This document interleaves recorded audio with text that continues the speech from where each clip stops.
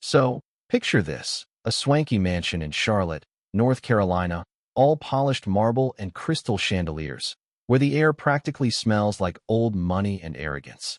I'm standing there, Lena Brooks, in my navy blue apron, wiping down a whiskey glass at the wet bar, while Nathan Caldwell, this big-shot CEO, holds up a thick stack of papers like it's a trophy. Translate this by sunrise, and I'll hand over my paycheck, he says, smirking like he's already won some game nobody else is playing. The room packed with his boardroom buddies, all suits and smug grins erupts in laughter, sharp, elitist, like they're in on a joke I'm not supposed to get. But here's the thing, I'm not just the maid. I'm not just the woman they see folding their linens or scrubbing their baseboards. Before life threw me a curveball, I was Dr. Lena Brooks, a linguistics professor in Sao Paulo, decoding legal contracts for governments, publishing papers, giving talks at places like Oxford. Then came the crash of 08 budget cuts, a visa mess, a university scandal I didn't even touch but got dragged into.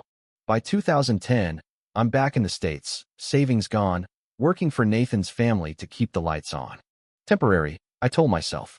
15 years later, I'm still here, invisible until that night. I look at Nathan, his bourbon glass glinting, and I don't flinch. If I pull this off by dawn, I say slow, steady, you doubling my pay? The laughter stutters, just for a second. Nathan blinks, caught off guard, then leans in with that cocky grin. Lena, if you translate this Portuguese contract full of legal jargon and tech specs, I'll triple it. Good luck, though. Google's not going to save you. He tosses the papers onto the dining table like it's a dare, and the room chuckles again, but it's tighter now, uneasy. I step forward, pick up the stack, and meet his eyes. We'll see. Back in the staff kitchen, I spread the contract on a beat-up Formica counter. Its dense clauses about data rights, engineering specs, all in Portuguese legalese. My fingers trace the embossed seal, and I feel something shift inside me, like a spark catching. I grab my old laptop, a dog-eared Portuguese-English dictionary, and a number I haven't dialed in years. Clara, it's Lena. I need your brain on this tonight.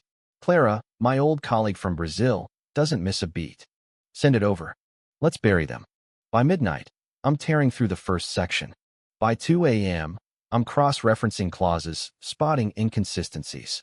There's a nasty little subsection section 14.2 hidden in the fine print, giving a shady Lisbon-based shell company full access to Caldwell Tech's encryption keys. It's not a partnership. It's a slow-motion heist dressed up in fancy words. By 4 a.m., I've got every risk flagged, every trick exposed. My coffee's cold, my hands are ink-stained, but I'm not the maid tonight. I'm the woman who sees through their game. Dawn breaks, and I walk into that dining room, manila envelope in hand. Nathan's there, cufflinks gleaming, looking like he half hopes I won't show. I slide the envelope across the table. Done, I say. He opens it, expecting scribbles, maybe some Google Translate mess. Instead, he finds pages of tight, precise notes, every clause dissected, every trap laid bare. Sarah Mitchell, the CFO, leans over, her wine glass forgotten. This is dead on, she mutters. Nathan's smirk fades. Section 14.2. I say, voice calm but cutting. You're handing over your entire network architecture to a front company. Sign that, and you're done. Silence. A board member, some ex-lawyer named Greg, flips through my notes, eyes wide. We didn't catch this, he says, almost to himself. Nathan stares at me. Who helped you? Nobody, I say. Just me. Sarah looks up, half smiling. You're not just a maid, are you? I hold her gaze. I've been invisible for years. Doesn't mean I stopped thinking. Nathan runs a hand through his hair, laughs, but it's hollow. Fine, Lena. You win. Triple pay. I don't smile. I don't want your money, I say. I want your respect. I walk out, leaving them whispering, rattled. But the fight's not over. Over the next weeks, I see the pushback missed emails, snide comments from middle managers like Tom Reynolds, who calls me the translator like it's a slur. They're mad I outsmarted them, mad I'm not staying in my lane. Then comes a Chinese contract, signed without my review, riddled with machine-translated errors that nearly cost the company its patents. I catch it, call it out, and Tom pushes back harder. You're slowing us down, Lena, he snaps in a meeting. I lean in, voice like steel. I'm saving you from yourself. Things escalate when I get an anonymous email-buried draft of that Lisbon contract, proving Tom hid key pages to dodge my review.